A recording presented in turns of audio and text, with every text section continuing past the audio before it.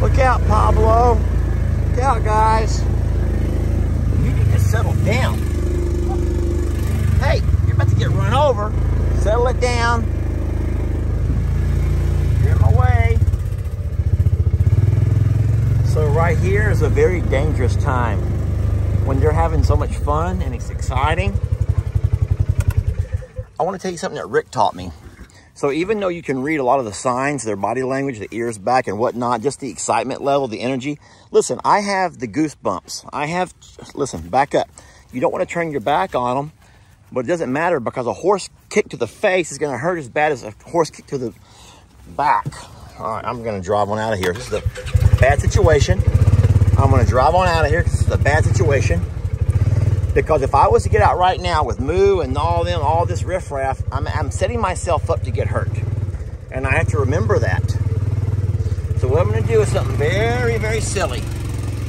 Look, I'm safe-ish on the side-by-side. I will just pour a little bit of feed along through here, and this will slowly, hopefully, make make these munchkins start backing off of me a little bit, making my life a little bit easier. I can get over here and drop off the feed without having all the same pressure. Okay, this is some pressure for sure. Oh my God, have mercy. Settle it down. Sheesh. All right, I'm not as worried about the big galoot behind me as I am the horses. They'll kick. Look at that, no one stayed over there. No one stayed where I told them to. Now I'm in big trouble. This is where you get hurt, friends. Danny, don't you kick at me. This is where people get hurt, doing basic farm chores. You try to love your babies and take good care of them, but this is where people get hurt. Look at you. Really? What are you gonna do, bite me? I don't think Danny could kick high enough to hurt me. Donkeys can do a forward kick though. Donkeys can kick forward and to the side. Y'all did not know that. So my little idea, my bright idea of pouring out some feed along the ground did not do anything to deter them. Come on, baby, I'm not scared of you or you. I'm only scared of those two and that big galoot, him. Those are the scary ones right there. Come on over here with me. Come over here with me. Come on, I'm gonna feed you over here, come on.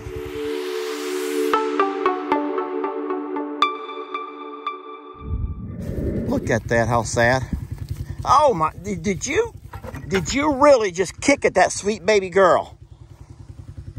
Yeah, y'all saw that. So here's what's going on today.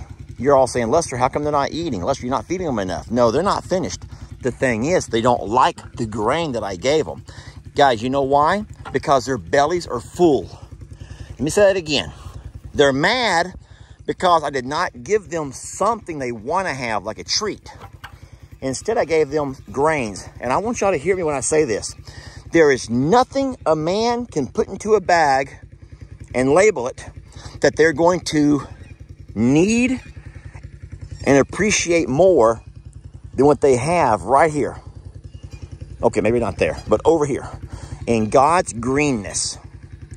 Grains are nice to help supplement through the winter months when the grass is dry.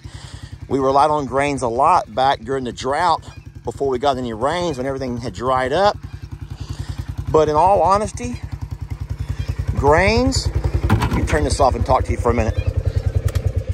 You have to understand that grains is not the cure-all. Grains are actually something that most farmers are trying to avoid. Morning. Buddy, you're in my part of the barn now. I am not in your part of the barn. You're in my part of the barn, buddy. This is where I have to work, my friend. I'm gonna make you guys some oatmeal, but you gotta give me a couple of minutes. Well, you having your feelings are so hurt because you're not having much luck with the ladies, Corny. You're not having luck with the ladies. I know how frustrating that can be. Yes, I do, Corny. Let's throw some worms out, everybody. Dude, would you please stop? Where's the scoop? Where's the scoop, Corny? Where is the scoop? You're gonna spur me, it's gonna hurt. Guys, give me a moment. There's a scoop. All right, geese. Come on, look, here's some worms. Come on, look. There you go, geese. Look, Corny, go eat with your friends. Come on, Corny, go eat with your friends, buddy. Go eat with all of your friends. Please.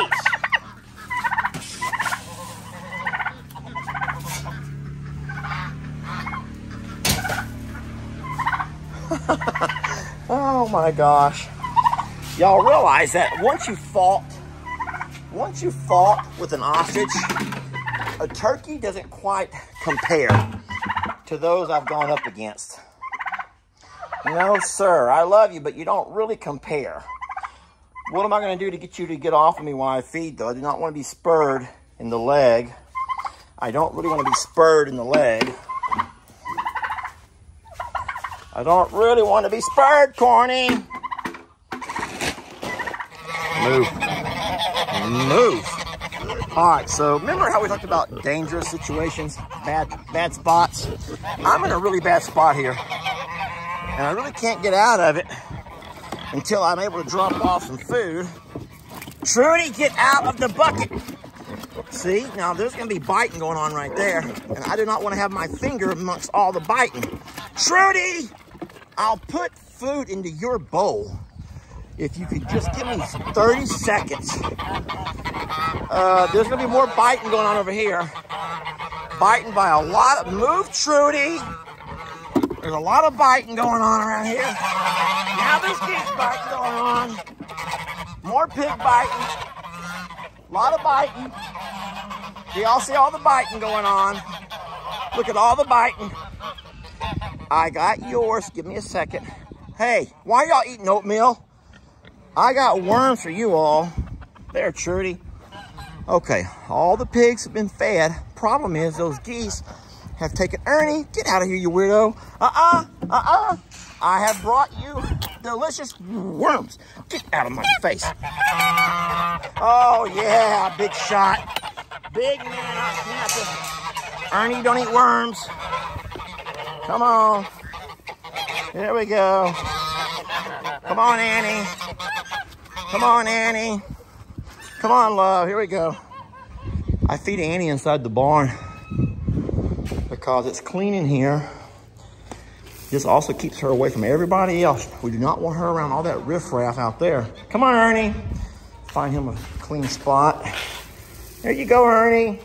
Now, friends, please don't forget that the same way that the horses and the cows out back, I talked about how they're not really into the grains. They just, because they're full. Their bellies are full because we've been blessed with rain, which has produced lots of grass. We have really good grass right now. And so it's the same with the alpacas, the pigs. They eat grass all day. They walk around and they graze and they're not that hungry.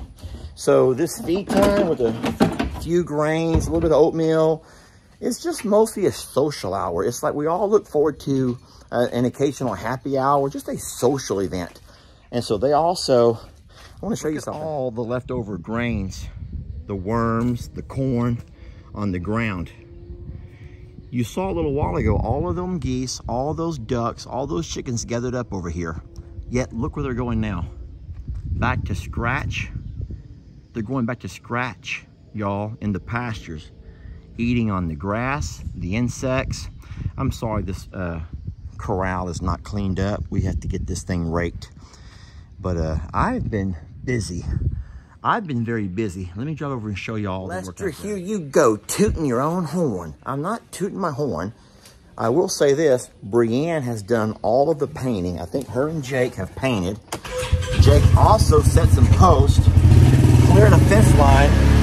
This has been a true Morrow family venture, and I love it.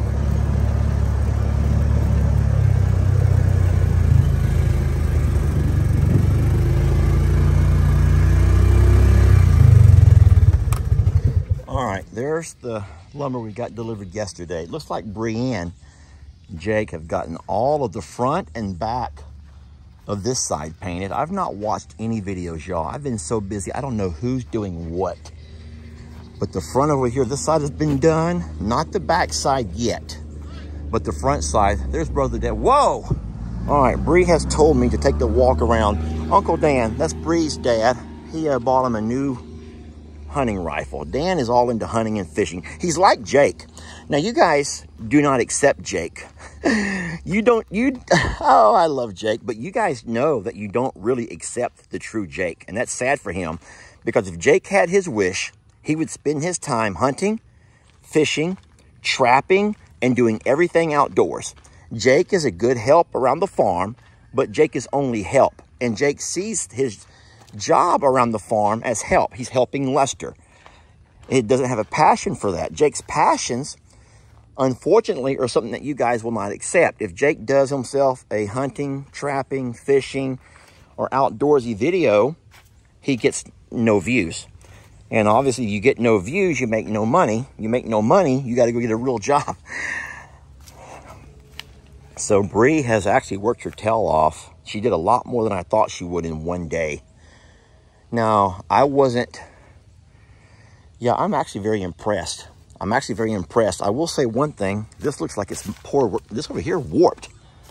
This was not like that. Look at that board. Look how this board has warped. Look at it. It curves in and comes back out. It was straight when I set it, and I screwed it on a couple of days ago, but in the last couple of days, it's warped on me. That's weird. And if we have any leftovers, I'll replace that. Look at that thing. Can y'all see this?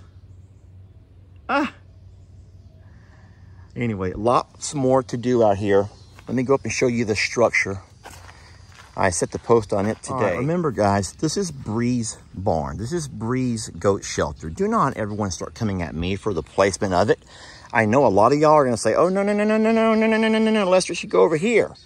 It should go over here closer to everything. And I would say I would agree with you, but Brienne wanted it here. She wanted to be able to have room to drive into her gate, the way I have my side-by-side sitting there now. She wants to have shade all day long because we do have some very hot summers here. And so over here it has plenty of shade. It will be closed off on 3 sides. Closed, closed, closed. It'll have a center door, and it'll be half-walled here in the front. And so it won't be near this tall. We have to cut those off, but we have to wait until it settles first. It needs to harden for a couple of days. Those are some big timber, and they take time to harden. Oh, look at this. Longhorn Lester. Longhorn Lester. There are 2 things that I'm eyeballing here.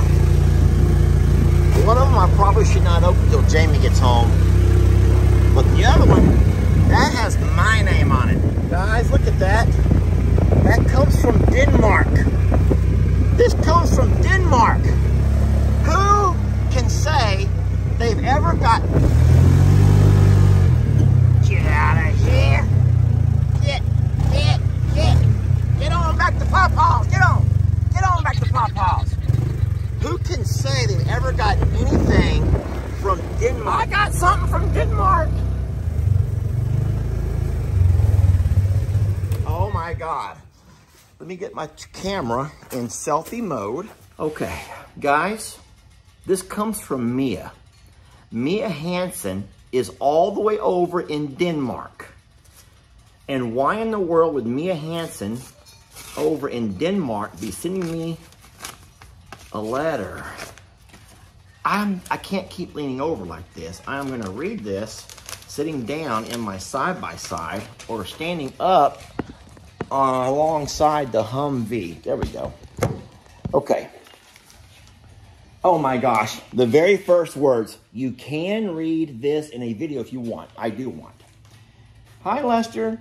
First of all, I'm sorry for my spelling and grammar. English is my second language. That's fine. I taught school for a long time, and as you guys know, a lot of my students were ESL, English as their second language. I am an autistic woman from Denmark. I'm 33 years young with a smiley face. I love animals, and I have a dog and a horse who I love dearly. If I had the opportunity, I would love to have all kinds of animals, but I bet I would be too overwhelmed to take care of them all, so I stick with what I have. That's actually pretty good. That's actually pretty smart.